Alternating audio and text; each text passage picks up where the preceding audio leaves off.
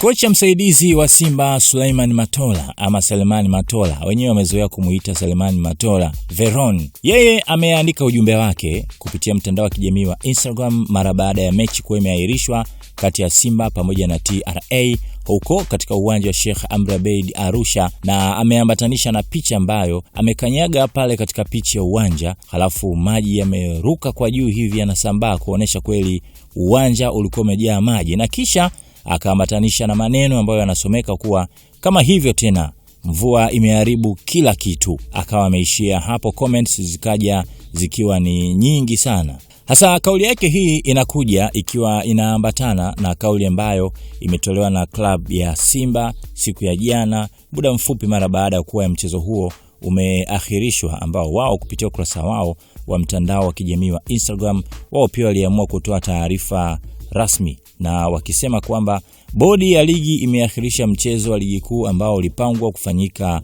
leo majira saa 10 jioni dhidi ya TRA United kwa kutumia kanuni ya 34(1)(1.4) ya ligi kuu kuhusu kuahirisha mchezo na kanuni ya 39 kuhusu waamuzi kutokana na mvua kubwa inayoendelea kunyesha mkoani Arusha, hali iliyosababisha uwanja wa Sheikh Amri Abeid kutofaa kwa matumizi ya mchezo huo kwa mujibu wa kanuni. Asanteni kwa wanasimba wote waliojitokeza uwanjani kuja kutushangilia. Asa hii iliandikwa ikiwa ni tarehe ya 14 ya mwezi wa 3 mwaka 2026 kupitia ukurasa wao huo wa mtandao wa kijamii wa Instagram.